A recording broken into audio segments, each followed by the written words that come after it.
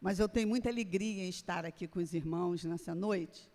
E eu queria compartilhar com os irmãos que, na realidade, o que eu vou comentar com os irmãos hoje à noite está dentro daquilo que o pastor tem feito. Ele tem maravilhosamente falado todas as semanas para a gente dos Salmos, não é? Nós íamos para o 65 hoje, não é?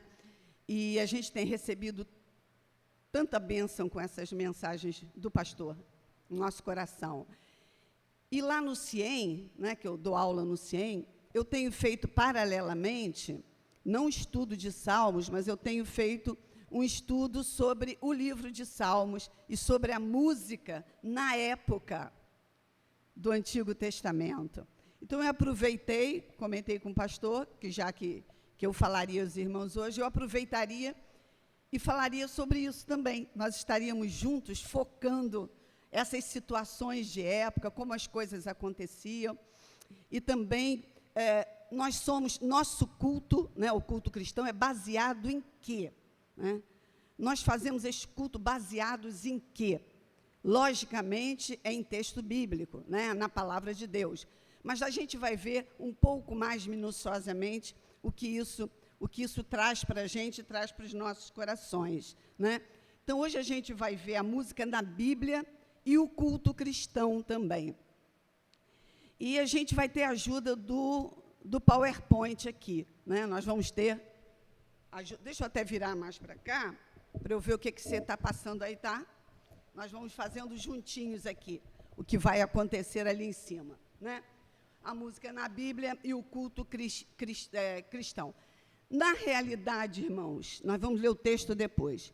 A música foi criada por Deus, porque tudo que temos neste mundo foi criado pelo nosso Deus. A música já existia mesmo antes do homem ser criado, né? No livro de Jó, que é o mais antigo livro das Escrituras, nós lemos que quando Deus lançava os fundamentos da terra, é o que diz no texto bíblico, as estrelas da alva cantavam e todos os filhos de Deus se rejubilavam. Na Bíblia nós temos 575 referências à música, muito mais no Antigo Testamento do que no Novo Testamento. Nós vamos ver isso mais adiante disso, né? E a primeira referência que nós temos na Bíblia é o texto que está em Gênesis 4, 21, e que diz assim: o nome de seu irmão era Jubal, que foi o pai de todos os que tocam harpa e flauta. Essa é a primeira referência que se faz na Bíblia, que a gente vê na Bíblia, sobre música. Na realidade, a gente não sabia que tipo de música Jubal fazia. Se era uma música dedicada ao Senhor, a Bíblia não fala. Ela só fala que ele era Jubal e que ele foi o pai de todos aqueles que, na época, já tocavam harpa e flauta, né? E a história da nação judaica tem muita relação com o culto nosso de hoje, e nós vamos ver isso, né? Com a vinda de Jesus, Jesus chegando ao mundo, então, essa época do Antigo Testamento foi uma época de muitos rituais, os cultos eram extremamente simbólicos, cheios de figuração, os paramentos, as roupas das pessoas, dos sacerdotes, eram todas muito... Outro dia o pastor comentou aqui detalhes, não é? Cada pedacinho da roupa dos sacerdotes, né? Então, era tudo muito... Isso tudo não apareceu de repente, isso tudo veio da parte de Deus. Isso tudo foi mandado por Deus. Ele escolheu para o culto naquela época que fosse feito a ele, fosse dessa forma. E com a vinda de Cristo, bem mais adiante, os irmãos sabem que a igreja de Cristo sofreu perseguição, não foi? Vivia em catacumbas, se escondendo, e nesta época, a música praticamente desapareceu. Por quê? Não podia ser cantado, porque era ouvida. Os instrumentos sumiram, porque não poderiam ser tocados, que seriam descobertos. e eles seriam presos. Então, na realidade, essa época do Novo Testamento foi uma época em que a música esteve quase desaparecida, e as referências são somente algumas na Bíblia, que nós vamos ver mais adiante, né? E os judeus tinham música para todas as ocasiões, para festas, para tipos de culto, para a festa dos tabernáculos. Tinha instrumentos para serem usados em algumas ocasiões. Por exemplo, o pandeiro não era usado em qualquer momento do culto. Eles tinham várias regras com respeito a isso, né? E os irmãos sabem que o maior livro da Bíblia é o livro de Salmos. E os salmos eram o quê? Eram falados? Eles eram cantados, né? Então, os salmos eram o inário deles. Era o nosso HCC, era o nosso livro de cânticos, era o nosso cantor cristão. Eles usavam aquelas músicas para louvarem ao Senhor. E, por sinal, no segundo templo, né, depois do exílio, o inário o inário de Salmos, né, foi colocado naquela ordem que nós temos, foi organizado nessa época do segundo templo, né? Na realidade, a música era usada para... Pode passar. A música era usada como estímulo de fé para o povo. Lembra na época de Josafá, que os moabitas, os amonitas, vinham cercá-lo e vinham atacá-lo? O que aconteceu? Quem lembra o que aconteceu nessa época? O que Josafá fez? Quem lembra? Fala, Roberto. Ele chamou o quê? Um grupo coral. E falou assim, ó, vai cantando na frente e a gente vai derrotar. Gente, e aconteceu isso, né? Esse grupo cantou, Josafá falou assim, nomeou alguns homens para cantarem ao Senhor e o louvarem pelo esplendor de sua santidade, indo à frente do exército cantando, deem graças ao Senhor, pois o seu amor dura para sempre. Quando começaram a cantar e a entoar louvores, o Senhor preparou emboscadas contra os homens de Amon, de Moabe e dos montes de Seir, que estavam invadindo Judá, e eles foram derrotados. A música, na realidade, pode ser e é usada como instrumento de Deus para abençoar, para induzir a vitórias, para ser como instrumento para a gente chegar até pertinho do Senhor. Ela facilita realmente, né? Em Colossenses 3,16, a música é ensino. A música é tida, ele fala para a gente usar a música, para demonstrar, para chegar junto, para estar perto. Colossenses diz assim, habite ricamente em vocês a palavra de Cristo, ensinem e aconselhem-se uns aos outros com toda a sabedoria e cantem salmos, hinos e cânticos espirituais com gratidão a Deus em seus corações. Então, a música está muito presente na palavra de Deus. Agora, vamos dar uma olhada no... Pode passar. Na organização. A organização dos músicos no Antigo Testamento, meus irmãos, era uma coisa que a gente toma por base, os músicos de hoje tomam por base até agora. Era tão organizada, era tão bem feita, era tão arrumada, era tão levada a sério. Olha só, foram separados para o serviço pessoas da tribo de Levi. Então, só trabalhavam em música os levitas, mas eles não só trabalhavam em música, não. Eram os filhos de Asaf, o pastor falou aqui outro dia, filhos de Jedutum, filhos de Emã e Quenanias. Esse Quenanias era o chefe, né, do serviço. E tanto Asaf, Jedutum e Emã estavam sob as ordens do rei, e todos tiravam sorte para assumirem os seus cargos, naquela época faziam sorte, né? Bom, aí eu estou falando em levita, né, mas o que é ser levita? Na realidade, ser levita é uma herança intimamente ligada à própria genealogia, né? A gente nascia levita. a definição de levita não se aplica apenas em que se dedica à igreja, né? Os levitas de época tinham funções no culto: ornamentação, limpeza, música, pregação, ensino. Então, os levitas não se responsabilizavam apenas pela música na igreja. Então, tinha levita porteiro, tinha levita, pode passar, tesoureiro, tinha levita professor. Por isso que a gente não pode dizer, hoje em dia, os levitas da minha igreja, se referindo a músico. Não é, meus irmãos, não é. Levita foi na época. Não há um levita agora. Agora nós temos o sacerdócio universal do Senhor. Nós não somos levitas. Músicos não são levitas. Foram, mas não são levitas, né? O texto bíblico diz assim, nenhum texto do Novo Testamento trata os cristãos como, diz assim, fomos feitos reino e sacerdócio, mas vós sois sacerdócio real.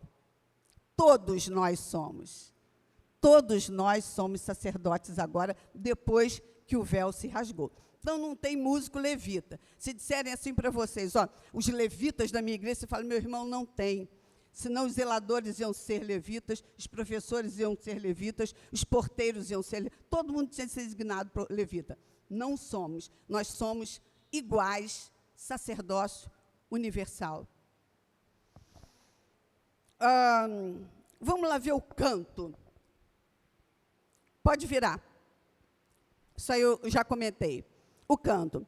Tinha o canto, olha só, como eles eram ricos musicalmente.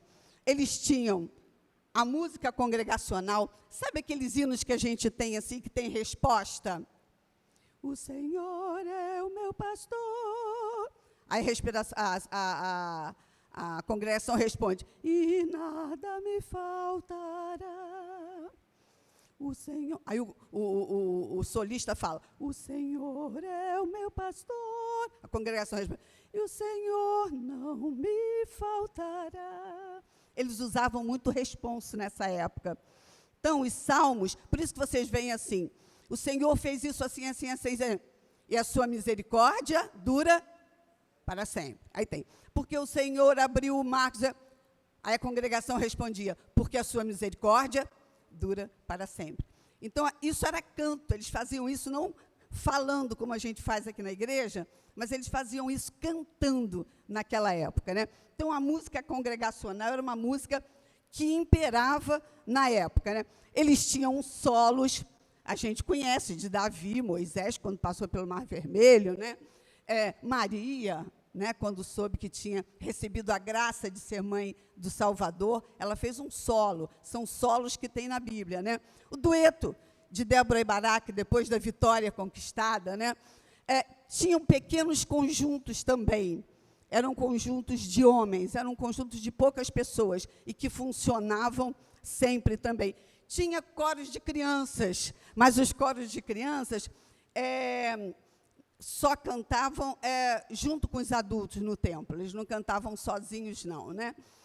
E cantava frequentemente também o coro de homens, oficial dos homens, que era o que mais cantava no templo, né? E as mulheres também não foram excluídas, porque tinha os coros mistos. Ah lá, os últimos, olha, coros mistos, está vendo? Tinham composto de homens e de mulheres, elas não foram excluídas.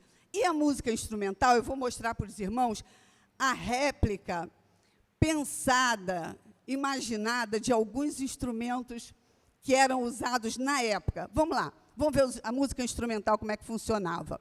Cordas, olha o que eles tinham de cordas. Eles tinham o quinor. Quinor era um dos mais populares da Bíblia, tipo de uma harpa. Ele era usado geralmente para acompanhar as vozes. Pode passar.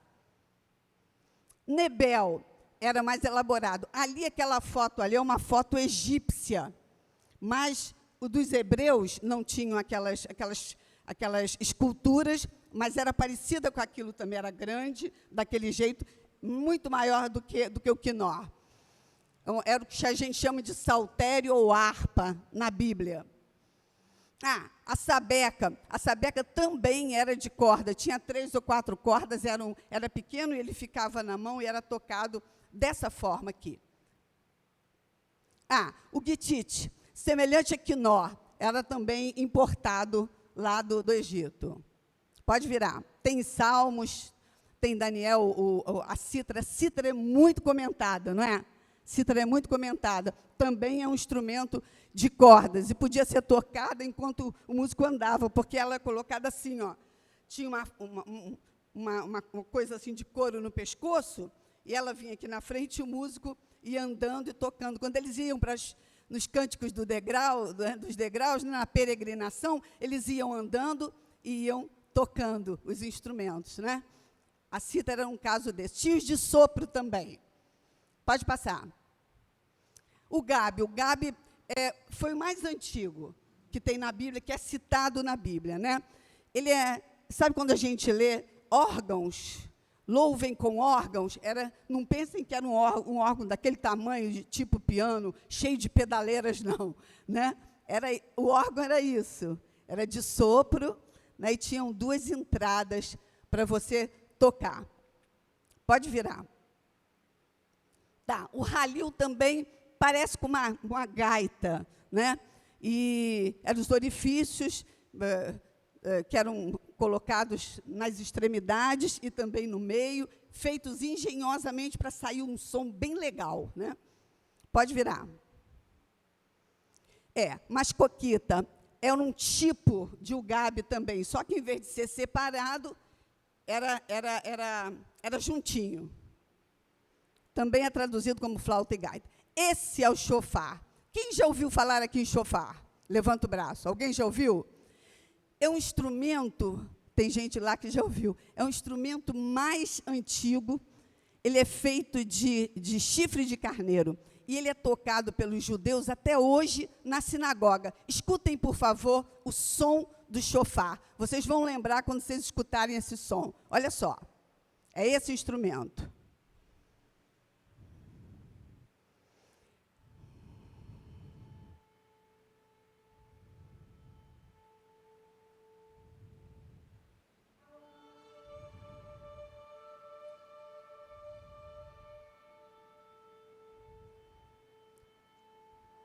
Já ouviram em filmes? Em filmes, já ouviram, né? Em filmes na Record. Record tem assim de montão, ó. Tem chofar de montão. É esse o som. Sabe quando o Roberto falou das trombetas? As trombetas no muro de Jericó? Então, foram os chofares e as trombetas que foram juntas e derrubaram os muros. A força e o poder do Senhor usando instrumentos musicais. Bacana, né? A força não é do instrumento, a força é do poder de Deus, né? Que faz essas coisas. Pode virar. Esse é o Chatsochicrá, né? É uma trombeta comprida, essa trombeta que o Roberto falou. Ela era feita de metal e ela tinha um som forte, som bem forte. Pode virar. Isso aqui era de percussão. Era a bateria da época. Isso aqui era um tipo pandeiro, traduzido por pandeiro, tamboril, alguma coisa assim, né? Ele era tocado em danças sagradas, em ocasiões festivas, mas ele nunca era usado dentro do templo. Era um instrumento tido para ser usado mais fora do templo. Pode virar. Messil Tarim significa tilintar. Parece o nosso prato, não parece? Aqueles pratos que batem assim. O som não é muito igual, não, mas tem alguma coisa a ver, né? E o dirigente do coro, ele marcava o compasso com esse instrumento, não é? E o menanim é chamado de corneta erroneamente. Ele parece mais um chocalho. Ele parece mais com o nosso chocalho, né? E ele produzia o som de tilintar. Bom, essa era a música, era muita coisa, né? Para a época era bastante coisa, não é, gente? Era tão ainda precária a situação, né? E eles já tinham isso tudo. Era um povo assim de Deus, realmente, né? Foi inspirado pelo Senhor. Agora nós vamos ver os princípios para o culto cristão. Como é que a gente pode começar a pensar nisso? Marcinha, me vê aqui o tempo que eu tenho. Eu tenho até 8h20, não é isso? Ok. como é que a gente pode começar isso? Eu queria dizer para os irmãos, a gente vai ler um texto daqui a pouquinho, eu queria dizer para os irmãos que a nossa vida deve ser um culto a Deus. É difícil em todo o tempo, não é? A gente é tão falho, a gente é tão humano, né? Mas a Bíblia diz, quer comais, quer bebais, ou façam qualquer outra coisa, tudo deve ser feito para a glória de Deus, para honrar o nome do Senhor, né? E tem de ser também de maneira racional, né? Coração limpo e racional. A gente lê em Romanos, portanto, irmãos, rogo-lhes pela misericórdia de Deus que se ofereçam em sacrifício vivo, santo e agradável a Deus, porque este é o culto racional de vocês. Não é só emocional, é um culto racional. Quando a gente cultua o Senhor, a gente cultua com a razão, não é? Com a razão. E a gente tem dois tipos de culto. A gente tem o culto coletivo, eu botei isso ali? Botei, tá. Nós temos o culto coletivo e nós temos o culto individual, né?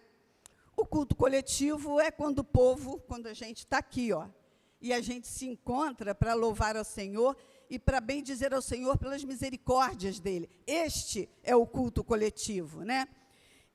Na época, Deus, na época do Antigo Testamento, Deus não admitia modificações. Ele tinha feito um segmento para cumprirem, e quem não cumpria, Deus punia. Né? Lembram de Uzá, né? Que foi botar a mão na arca, ele não era levita e ele morreu. Né? Essas regras eram parte deste culto, né? Que era bem ritualista do Antigo Testamento, era bem cheio de figurações. Né? Já no Novo Testamento, isso realmente não existe. Com a vinda de Jesus, as coisas se modificaram. Não é? O véu se rasgou e todo aquele ritual acabou. Era um culto que Jesus falou que devia ser feito pela mulher, que estava lá no poço com ele, que ninguém acreditava que ele fosse falar com ela, que ele tivesse coragem de falar com ela, né?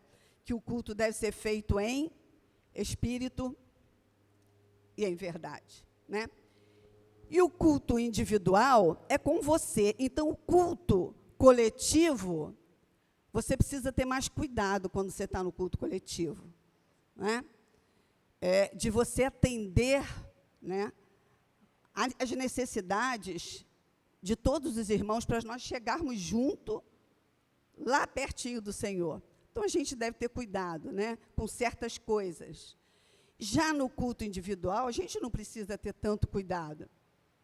Não tem necessidade de, a não ser o coração limpo, né? Mas não precisa ter tanto cuidado assim. Você pode usar uma música que você não pode usar na igreja. Quem conhece aquela música? Jesus Cristo, Jesus Cristo, Jesus Cristo, eu estou aqui. Vocês conhecem? Roberto Carlos, né? Então, tem alguma discrepância doutrinária nessa música? Tem alguma coisa errada doutrinariamente? Não tem. Mas eu posso cantar aqui na igreja? Não posso. Porque me leva a outras coisas, me leva a outros pensamentos. Eu não posso fazer uma coisa dessa. Mas eu posso cantar sozinha? Posso. Porque vai do meu coração. Agora, quando você está com o pessoal todo, então, nem tudo que você faz no culto individual, você pode fazer no culto coletivo. Por exemplo, no culto individual, você não pode dar ceia. Porque Cristo falou que tinha de ser para todo mundo. Ok? Então, você não pode fazer ceia para você. Não é? Tem essas coisas. Tem um que você pode fazer e tem outro que você não pode fazer. Então, depende do que é para a gente. Pode passar. Pode passar, Gabriel. Tá. Vamos lá. O pastor Nicodemos falou 3 coisas sobre as indicações para nós seguirmos para o culto cristão. Eu gostaria que vocês... Não precisa abrir a Bíblia, não, porque está aqui, tá, gente? Mas o texto é em Êxodo 20, versos 1, 2 e 3, que são os mandamentos. Os 3 primeiros mandamentos, a gente pode seguir esses 3 mandamentos como forma da gente ter ideia de como é seguir e adorar ao Senhor da maneira correta que a gente tem de fazer. Bom, em primeiro lugar, o texto diz assim, verso 1, não terás outros deuses além de mim. Segundo, não farás para ti nenhum ídolo, imagens de escultura, etc. Eu não coloquei tudo. Não tomarás o nome do Senhor, teu Deus, em vão. Esses 3 primeiros mandamentos são a base para a gente ter a direção de como cultuar ao Senhor. Vamos começar o primeiro. Por que adorar a Deus? Não terás outros deuses diante de mim. Por quê? Porque Ele é o Senhor, Javé. Ele diz, eu sou o Senhor. Eu sou o que sou. Eu sou, ele fala, né? Ele fala também, eu sou o Senhor, teu Deus. É o meu Deus, é o seu Deus, é o nosso Deus. E Ele é o Deus que liberta. Por isso que a gente tem de adorar o Senhor. Ele tirou o povo do Egito e Ele nos tirou também da escravidão quando Ele mandou Jesus aqui no mundo para nos salvar. Então, Ele é o Deus Senhor, Ele é o nosso Deus, aquele que o recebeu, e Ele é o Deus que liberta. São as 3 razões seríssimas que nós temos de adorar o nosso Deus. A quem devemos adorar? Não farás para ti nenhum ídolo. Não farás exclusividade de adoração. Teocentricidade é adorar ao Senhor. É Ele que a gente tem de adorar. Não adorar outras coisas. A adoração da gente, a gente tem ídolos. Não é um pedaço de pedra, de uma escultura, não é uma pintura. Não é isso só. Não é isso só. São ídolos que a gente cria na vida da gente. Filhos que a gente idolatra mais do que ao Senhor. Celulares que a gente idolatra mais do que o Senhor. A gente é louco por um celular. Coisas em casa, ninguém pode mexer nessa minha televisão, eu vejo o dia inteiro, ela é maravilhosa. Deus, ó, está lá atrás, eu estou com a televisão dias e dias, não lembro nem de falar com o Senhor. Esses são ídolos também, não necessariamente são imagens, não necessariamente são pinturas, não necessariamente são esculturas, não é? Então, o Senhor pede exclusividade, exclusividade. Em terceiro lugar, como adorar a Deus, né? Não tomarás em vão o nome do Senhor, o teu Deus. É com sinceridade, é com conduta diferente, é sendo autêntico, é sendo verdadeiro diante do Senhor. Quando eu falo não tomar o nome do Senhor em vão, é você não falar com o Senhor sem ter realmente o seu coração, no seu coração a verdade, do conhecimento, da grandiosidade do que Ele fez por você. Isso é tomar. Se a gente faz isso, a gente está tomando o nome do Senhor em vão. Não é só repetir várias vezes na oração, não. É mais profundo ainda do que isso. É ruim ficar usando a mesma coisa sempre, não é legal, não é legal. Mas muito pior é você tomar, a gente se referir ao nosso Senhor e a gente não estar com o coração colocado diante dEle como deveria estar colocado. Então, como adorar? A quem adorar, que é o nosso Senhor, que é o único.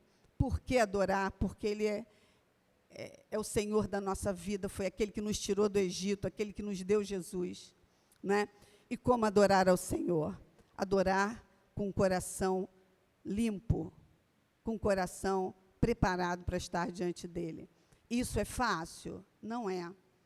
Porque a vida da gente, as coisas que a gente faz no dia a dia, levam a gente para outro canto. E, às vezes, a gente se perde dentro disso. Então, a gente tem que estar sempre focado em estar diante dele de uma maneira que o agrade, que deixe o coração do Senhor feliz. Eu fecho hoje falando com vocês o que eu falei anteriormente, sabe? Que todo crente é um sacerdote, porque está diante de Deus, ministrando culto e adoração ao Senhor. Que a gente tenha isso na nossa vida como prioridade. E a gente saiba que a gente tem o privilégio de a gente não precisar de sacerdotes, a gente não precisar queimar animais em templo, que nós não temos o Senhor dentro do templo. O templo dele é o nosso corpo, é o nosso coração, não é? Esses bancos aqui que nós temos não são sagrados, esse chão não é sagrado, esse púlpito não é sagrado. O que é sagrado é o que está no nosso coração. É o Senhor que está no nosso coração. Então, nosso foco tem de ser Ele. Que Deus nos ajude, porque eu sei que é muito difícil isso. Que Ele coloque no nosso coração essa vontade de adorar, de estar perto dEle e de fazer o melhor para Ele. Vamos orar? Deus, a gente te agradece por este momento que Tu nos deste de reflexão da Tua palavra e porque Tu colocaste a Tua palavra à nossa disposição, Senhor, e nós vimos o Teu povo fazer um trabalho tão bonito, mas nós vimos também quantas falhas eles tiveram, como nós temos hoje. Então, nós te pedimos, Senhor, que Tu estejas conosco, Tu estejas avaliando, nos ajudando, nos dirigindo, indicando o caminho que nós precisamos tomar, e fazendo com que o nosso coração sempre esteja voltado para Ti. Que nós tenhamos exclusividade em Te ter no nosso coração, Senhor.